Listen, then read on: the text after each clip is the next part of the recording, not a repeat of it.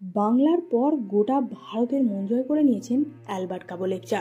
যদিও ব্যক্তিগত জীবনে তাকে অনেক বড় যন্ত্রণার মধ্য দিয়ে যেতে হয়েছে, তবে ভগবানের আশীর্বাদে আবার তাদের জীবনে আসতে চলেছে খুশির খবর। খুব শীঘ্রই আসতে চলেছে তাদের দ্বিতীয় সন্তান। কিছুদিন আগেই দ্বিতীয় সন্তান আসার খবর দিয়েছেন গায়ক অ্যালবার্ট কাবোলেপচা ও তার স্ত্রী পূজা ছেত্রী। গত বছর মাত্র 8 মাসের শিশু কন্যাকে হারান কাবো।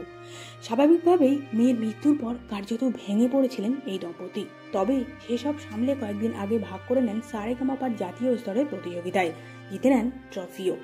আর এবার সেই হারিয়ে যাওয়া প্রাণে আবার ফিরতে চলেছে তাদের কোলে।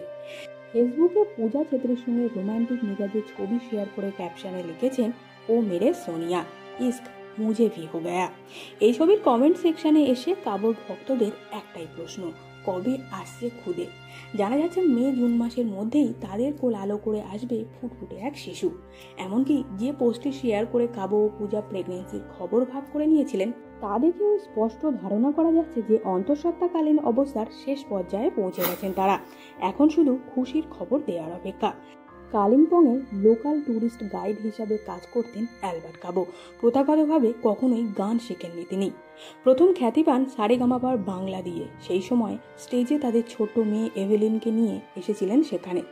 এরপর 2023-এর 4 জুলাই মেয়ের মৃত্যুর খবর জানিয়ে অ্যালবার্ট কাবো লেখেন, গল্পটা শেষ হলেও যাত্রাটা নয়।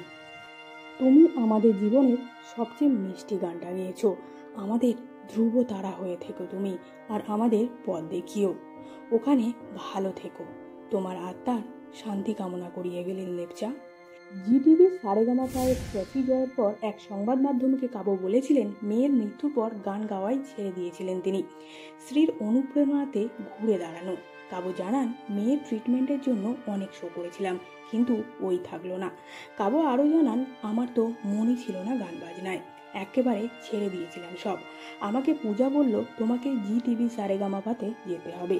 আমি রাজি হইনি, বলেছিলাম পারবো না, আমার ইচ্ছা নেই, গানে মনোযোগ দিতেই পারছিলাম না, কিন্তু ও জোর দিয়ে বলে, তোমাকে আমাদের মেয়ের জন্য যেতে হবে, তাই আর না করতে পারিনি। ভিডিওটি ভালো লাগলে লাইক করতে ভুলবেন না। বিনোদন জগতের এরকমই নতুন নতুন ভিডিও সবার আগে পেতে চ্যানেলটিকে সাবস্ক্রাইব করে সঙ্গে থাকুন।